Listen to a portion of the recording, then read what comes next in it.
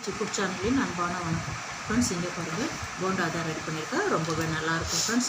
Friends வீடியோக்குள்ளே போகலாம். இங்கே பாருங்கள் முதல்ல இருக்குது பாருங்கள். நல்லா சட்னி வச்சு சாப்பிட்டா ரொம்ப நல்லாவே இருக்கும் ஃப்ரெண்ட்ஸ். 2 டீஸ்பூன் எண்ணெய் விட்டுருக்கேன். கடுகு உளுத்தம்பருப்பு 1/4 டீஸ்பூன், உளுத்தம்பருப்பு 1 டீஸ்பூன், வெங்காயம் 3 வெங்காயம் பொடிசாக கட் பண்ணியிருக்கேன்.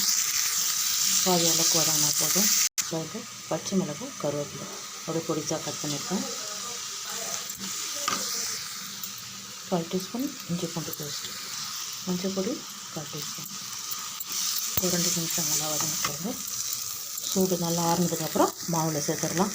ஸ்டவ் ஆஃப் பண்ணிவிடுங்க. இங்கே பாருங்கள் 2 கப்புக்கு இட்லி மாவு எடுத்துருக்கேன். நல்லா புளிக்க வச்ச மாவு, உப்பு சேர்த்துட்டேன்.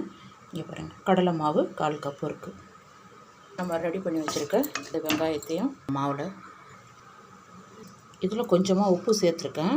வீடியோ விட்டு போச்சு. இட்லி மாவில் உப்பு சேர்த்துருக்கேன். மீதி இருக்கிறதுக்கு கொஞ்சமாக உப்பு செக் பண்ணி சேர்த்துக்கலாம். இங்கே பாருங்கள் கொத்தமல்லி இலை எல்லாமே சேர்த்து நல்லா கலந்து விட்டுடலாம். இங்கே பாருங்கள் நல்லா கலந்தாச்சு. 1 டீஸ்பூன் 2 டீஸ்பூன் ரவை, வறுத்த ரவை இதுவும் சேர்த்து நல்லா கலந்து விட்டுங்க. கலந்து விட்டு ஒரு 10 நிமிஷம் மூடி வச்சிடலாம். ஃப்ரெண்ட்ஸ் இங்கே பாருங்கள் மதிய சாதம் இருக்குது இல்லையா, ஒரு 1/2 கப்பு இதை மிக்ஸி ஜாரில் அரைச்சிடலாம். இங்கே பாருங்கள் அரைச்சிருக்கேன். இந்த சாதத்தை நம்ம கலந்து வச்சுருக்க இந்த மாவு கூடயே சேர்த்துடலாம். சீரகம் 1/4 டீஸ்பூன், சோம்பு 1 டீஸ்பூன், பெருங்காயத்தூள் ஒரு 1/4 டீஸ்பூன் சேர்க்கணும். ஒரு சட்டிகை ஆப்பசோடா, உப்பு உரிமையாக இருக்குது, இன்னும் கொஞ்சம் சேர்த்து இது நல்லா கையாலேயே கலந்து விட்டுடலாம். இந்த சைடு எண்ணெய் வச்சுருக்கேன். நல்லா சூடு ஏறட்ட எண்ணெய். இந்த மாவு பாருங்கள் 10 நிமிஷம் ஊற வச்சுருந்தேன். நல்லா ரவையோடு சேர்ந்து நல்லா ஊறி இருக்குது. இங்கே பாருங்கள் நல்லா கலந்து விட்டாச்சு. 2 டீஸ்பூனுக்கு அரிசி மாவு இதுவும் சேர்த்து நல்லா கலந்து விட்டுடலாம். ஃப்ரெண்ட்ஸ் இங்கே பாருங்கள் நல்லா கலந்தாச்சு. இங்கே பாருங்கள் நமக்கு போண்டா போடுற அளவுக்கு இருந்தால் போதும்.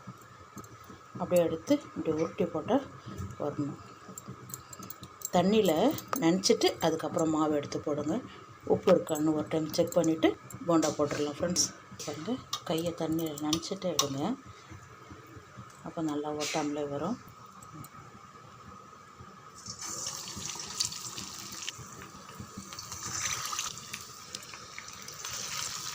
பாருங்கள் போட்ட உடனே கரண்டி வச்சிடாதீங்க.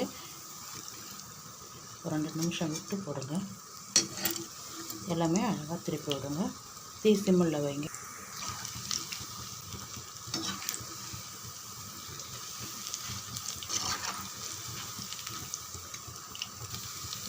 பாருங்கள் நல்ல கலர் மாறி இருக்குது பாருங்கள்.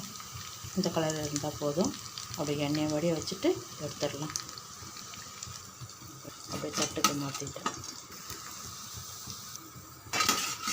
சூப்பரான நல்லா மொறுன்னு போண்டா இந்த மழைக்கு சூப்பராக சாப்பிட்லாம். இங்கே பாருங்கள் மேலே மொறுன்னு இருக்கும், உள்ளே நல்லா நைஸாகவே இருக்கும். சூடாக இருக்குது.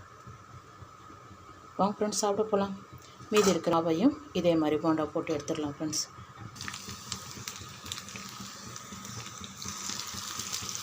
ரொம்பவே நல்லாயிருக்கும். ஃப்ரெண்ட்ஸ் இந்த வீடியோ பிடிச்சிருந்தா லைக் பண்ணுங்கள், ஷேர் பண்ணுங்கள்.